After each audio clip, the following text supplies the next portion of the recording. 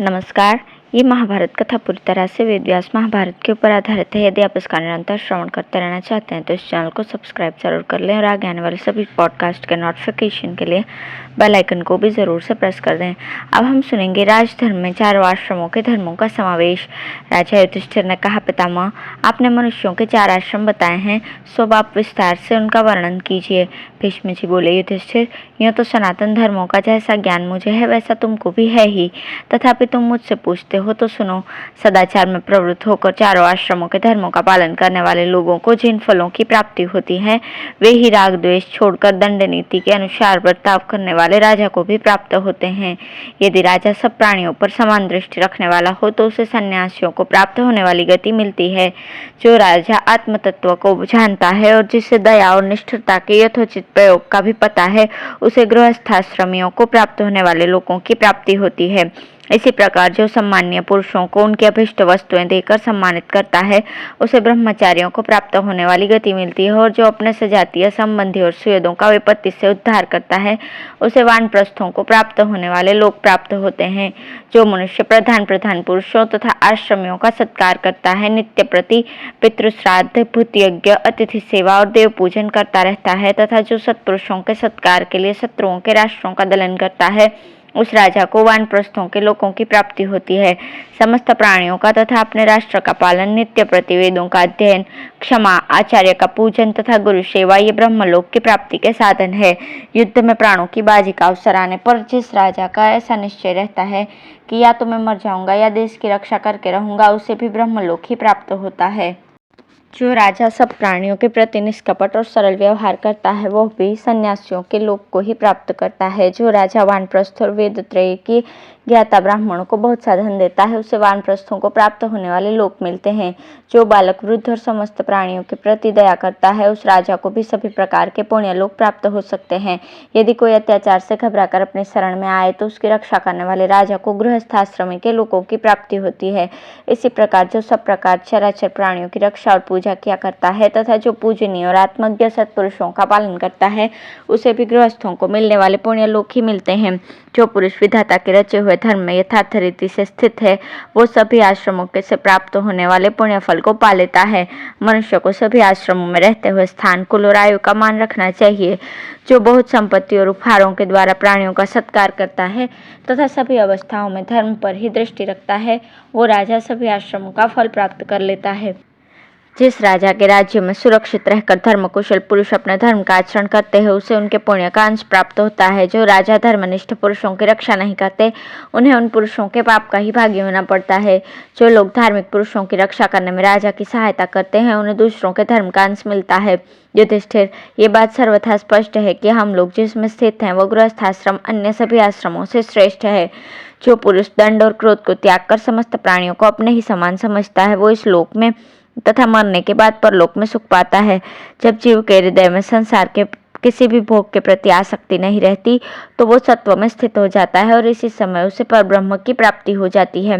राजन, तुम वेदाध्ययन में लगे हुए सत्कर्म परायण ब्राह्मणों की तथा अन्य सब लोगों की रक्षा का प्रयत्न करो। देखो, वन में और विभिन्न आश्रमों में रहकर लोग जितना धर्म करते हैं, उनकी रक्षा करने से राजा को उससे 100 गुना पुण्य मिलता है। मैंने तुम्हें कई प्रकार के राजधर्म सुनाए हैं, ये अत्यंत प्राचीन और सनातन है। तुम इसी का अनुष्ठान करो। यदि तुम प्रजा के पालन में तत्पर रहोगे तो चारों आश्रम और चारों वर्णों के धर्माचरण का फल प्राप्त कर लोगे। अब है प्रजा के अभ्युदय के लिए राजा की आवश्यकता का निरूपण तथा इस विषय में बृहस्पति और राजा वसुमना के संवाद का उल्लेख। राजा युधिष्ठिर ने कहा, पितामह, आपने चारों आश्रम और चारों वर्णों के धर्म कहे, अब आप मुझे राष्ट्र का प्रधान कर्तव्य सुनाइए। भीष्म जी बोले, राजा का अभिषेक करना ये राष्ट्र का प्रधान कर्तव्य है, क्योंकि स्वामी और सेना से शून्य राज्य को लुटेरे नष्ट कर देते हैं। जिस देश में कोई राजा नहीं होता, उसमें धर्म की भी स्थिति नहीं रहती। वहाँ लोग आपस में एक दूसरे को खाने लगते हैं। ऐसी राजहीन स्थिति को धिक्कार है। अराजक देश में रहना मैं किसी के लिए भी अच्छा नहीं समझता। यदि उस पर कोई राज्य लोलुप प्रबल शत्रु आक्रमण कर दे, तो यही अच्छा है कि आगे बढ़कर उसका स्वागत किया जाए, क्योंकि लोक में अराजकता से बढ़कर कोई भी पाप नहीं है। अतः जिन्हें उन्नति की इच्छा हो, उन्हें सर्वदा अपने देश पर कोई राजा बनाए रखना चाहिए। जिस देश में कोई राजा नहीं होता वहाँ के लोग धन या स्त्री का भी सुख नहीं भोग सकते। ऐसी स्थिति में पापियों को भी चैन नहीं मिलता, क्योंकि एक पुरुष का धन तो छीन लेते हैं तो दूसरे अन्य को मिलकर उन दोनों का सर्वस्व लूट लेते हैं। वहाँ जो दास नहीं होता उसे भी दास बना लिया जाता है, स्त्रियों को बलात् छीन लिया जाता है। इसी से देवताओं ने प्रजा का पालन करने वाली राजा की सृष्टि की है। यदि पृथ्वी में कोई दंडधारी राजा न हो तो जल में मछलियों के समान बलवान लोग दुर्बलों को निगल जाएं। सुनते हैं कि राजा से हीन होने के कारण पूर्व काल में बहुत सी प्रजा नष्ट हो गई थी। तब वो दुखित होकर ब्रह्मा जी के पास गई और उनसे कहने लगी, भगवान, राजा के बिना तो हम लोग नष्ट हो जाएंगे, आप हमें कोई राजा दीजिए। तब ब्रह्मा जी ने मनु को आज्ञा दी, किंतु मनु ने राज्य का भार लेना स्वीकार नहीं किया। वह कहने लगे, मैं पाप से बहुत डरता हूँ, राज्य करना बड़ा कठिन काम है। विशेषतः मनुष्यों में तो ये और भी कठिन हो जाता है, क्योंकि उनका आचरण सर्वदा सत्यपूर्ण होता है।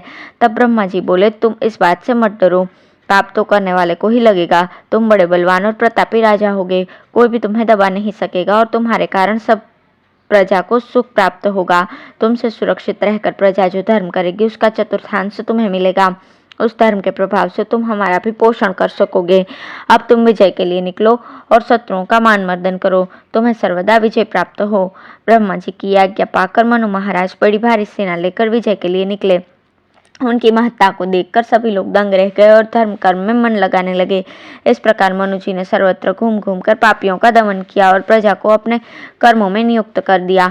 अतः जिस मनुष्य को ऐश्वर्य की इच्छा हो उसे सबसे पहले प्रजा पर अनुग्रह करने के लिए कोई राजा नियुक्त करना चाहिए और उसे नित्य प्रति बड़ी भक्ति से नमस्कार करना चाहिए।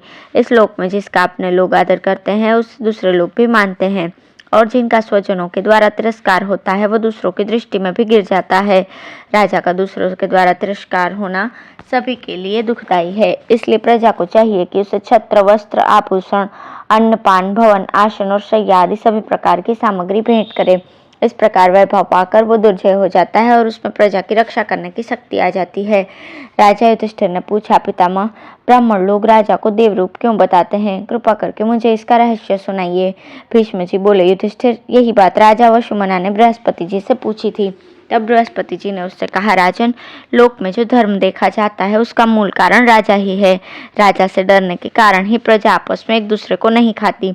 जब प्रजा मर्यादा को छोड़ने लगती है और लोभ के वशीभूत हो जाती है तो राजा ही धर्म के द्वारा उसमें शांति स्थापित करता है। यदि राजा न हो तो थोड़े जल में रहने वाली मछलियों और वन में रहने वाले पक्षियों के समान प्रजा भी आपस में लड़ झगड़ कर बात की बात में नष्ट हो जाए।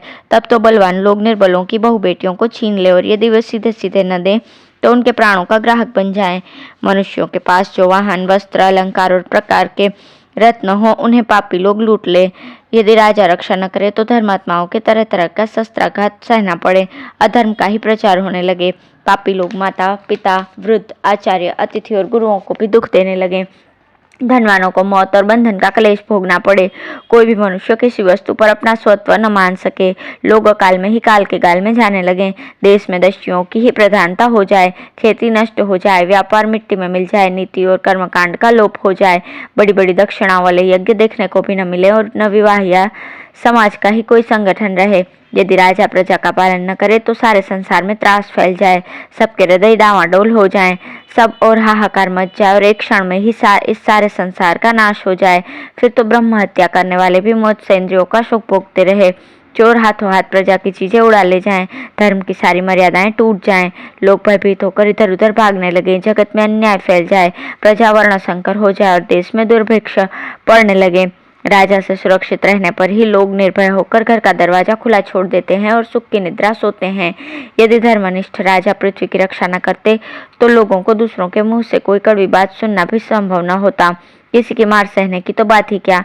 यदि राजा की देखरेख रहती है तो स्त्रियां रास्ते में सब प्रकार के आभूषणों से विभूषित होकर बिना किसी पुरुष को साथ लिए बेखटके चली जाती हैं। लोग धर्म का ही आचरण करते हैं, आपस में किसी को कष्ट नहीं पहुंचाते।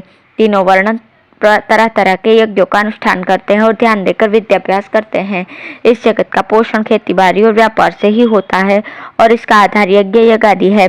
ये सब तभी ठीक ठीक निपटते हैं जब राजा धर्म की रक्षा करता है। राजा के न रहने पर सब प्रकार से प्राणियों का नाश होने लगता है, उसके रहने पर ही सबकी रक्षा होती है। ऐसी स्थिति में भला राजा का सम्मान कौन न करेगा।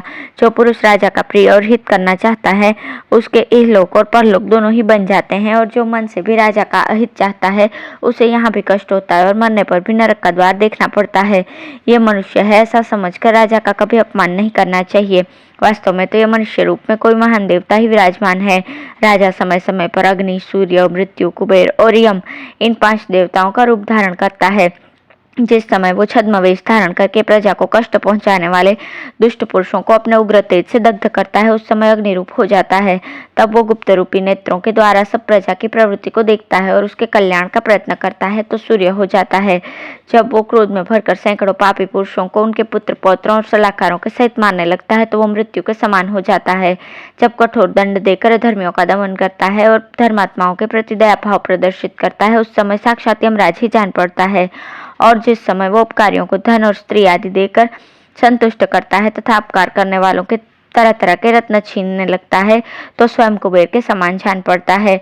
जो पुरुष कार्यकुशल, पुण्यकर्मा और ईर्ष्या शून्य हो तथा जो धर्म की वृद्धि चाहता हो, उसे राजा की निंदा कभी नहीं करनी चाहिए। राजा के विरुद्ध चलकर कोई भी सुख नहीं पा सकता,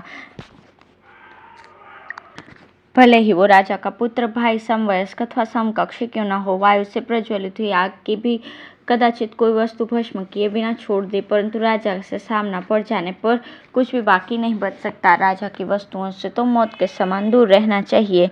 मृग जैसे मार्कन्यत्र को छूते ही मर जाता है, उसी प्रकार राजद्रव्य का स्पर्श करते ही मनुष्य के प्राण संकट में पड़ जाते हैं। इसलिए बुद्धिमान पुरुष को राजा की वस्तु की अपनी ही चीज की तरह रक्षा करनी चाहिए। अतः जो पुरुष उन्नति चाहता हो, संयमी हो, जितेंद्रिय हो, मेधावी हो, विचार शक्ति रखता हो और चतुर हो, उसे सर्वदा राजा के पक्ष में ही रहना चाहिए। राजा को भी ऐसे मंत्री का अवश्य सत्कार करना चाहिए जो कृतज्ञ, बुद्धिमान, उदाराशय, सुदृढ़ भक्ति रखने वाला, जितेंद्रिय, धर्मनिष्ठ और सर्वदा नीति का अनुसरण करने वाला हो, जो अपने प्रति दृढ़ अनुराग रखता हो, बुद्धिमान हो, धर्मज्ञ हो, संयतेंद्रिय, सूरवीर और उदार हो तथा और सबको रोक कर अकेला आप ही सब काम करने को सज्ज हो। ऐसा पुरुष राजा को अवश्य अपने पास रखना चाहिए। जिस प्रकार बुद्धि मनुष्य को निसंकोच कर देती है, उसी प्रकार राजा उसे विनयी बना सकता है। जो राजा से विरुद्ध है, उसे सुख कैसे मिल सकता है। राजा तो अपने शरणापन्न को ही सुखी करता है। राजा प्रजा का गौरवपूर्ण हृदय है तथा वही उसकी गति, प्रतिष्ठा और प्रधान सुख है। जो लोग उसका आश्रय लेते हैं वे पूरी तरह से इहलोक और परलोक को अपने अधीन कर लेते हैं। राजा भी दमन, सत्य और सौहार्द से पृथ्वी का शासन करता है तथा बड़े बड़े यज्ञों का अनुष्ठान करके सनातन स्वर्ग स्थान प्राप्त कर लेता है। बृहस्पति जी के इस प्रकार उपदेश करने पर कौशल राज वसुमना प्रयत्न पूर्वक अपनी प्रजा का पालन करने लगे। धन्यवाद।